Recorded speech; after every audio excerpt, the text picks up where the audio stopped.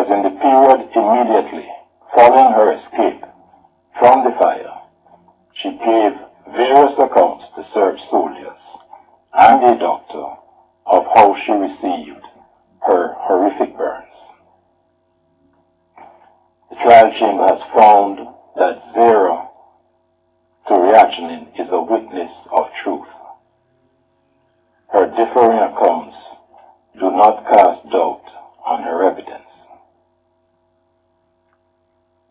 The trial chamber is satisfied that Milan Lukic was present and armed throughout the incident. He used the butt of his rifle to push people in the house, saying, "Come on, let's get as many people inside as possible." After the victims were locked inside, he shot at the house, threw grenades into it, and subsequently set it on fire using petrol.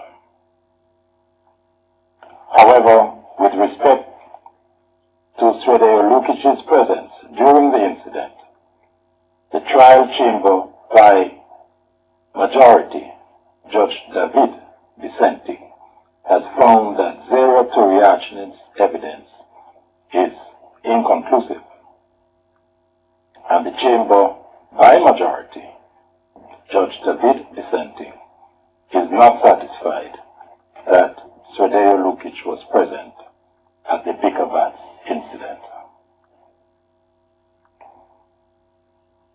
In respect of the killing of Hague Courage, the evidence shows that Milan Lukic searched for Hague Courage among a group of women and children who were fleeing.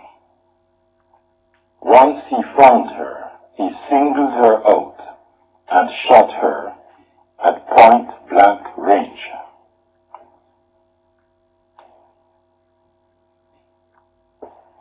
He was laughing when he turned her body over with his foot and shot her in the back. In relation to the Uzamnica camp, the evidence shows that both Milan Lukic and Sredoje Lukic were opportunistic visitors to the camp, although Sredoje Lukic came to the camp less frequently than Milan Lukic.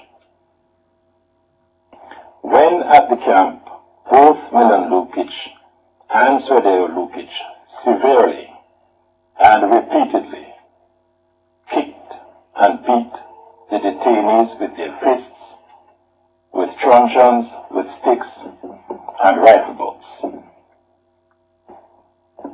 Several victims testified before the trial chamber about these brutal beatings and the grave injuries and permanent injuries they sustained and the suffering they endured.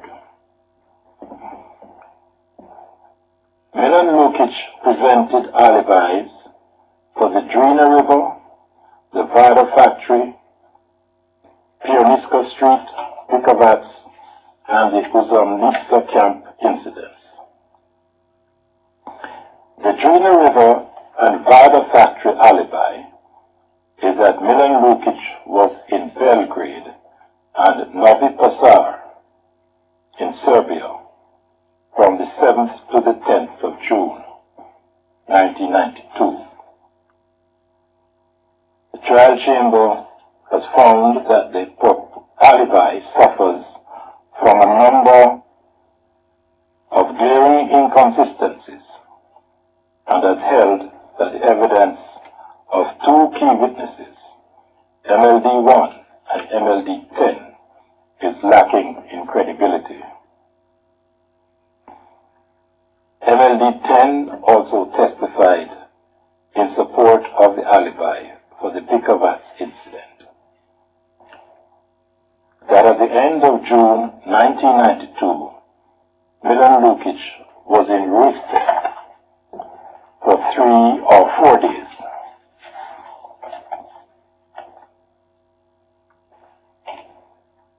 Also in this respect, the trial chamber has found MLD 10's evidence to be wholly unreliable, and particularly damaging to MLD 10's credibility overall was the credible and reliable evidence of Hamdia village that MLD 10 received payment in exchange for false testimony.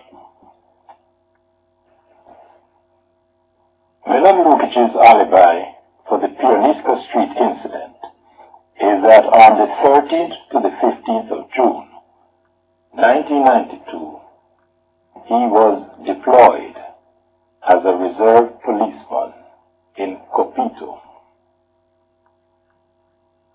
The trial chamber has found that the evidence of witnesses who are fundamental to the alibi as a whole, notably MLD 4, MLD 7, and Goran Djeric,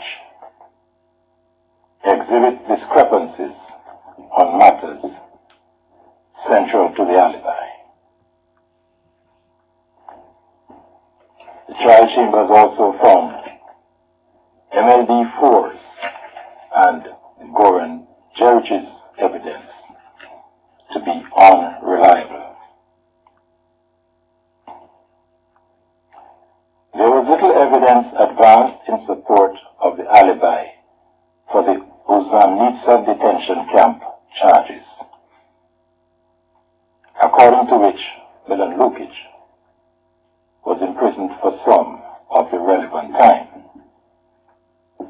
The trial chamber has found that Milan Lukic's imprisonment for some time in the spring of 1993 and possibly 1994 has no bearing on the evidence showing that he beat the detainees because it does not correspond to the same time period. Sredoje Lukic presented alibis for the Pioniska Street and Visegrad incidents. In light of its majority finding that the prosecution has not proved beyond reasonable doubt that Sredoje Lukic was present at the Visegrad incident, the trial chamber has not made any findings in relation to the alibi for the Visegrad incident. In relation to the alibi for the Pioniska Street incident, which is that Sredoje Lukic met Veroljub Zivkovic and Branimir Bukarski in Obrenovac, Serbia, in the evening of the 14th of June, 1992, the trial chamber has found that aspects of the evidence presented are implausible and that the evidence of Zivkovic, a key witness, is neither credible nor reliable. For each incident where an alibi has been presented, the trial chamber has considered the evidence as a whole, that is,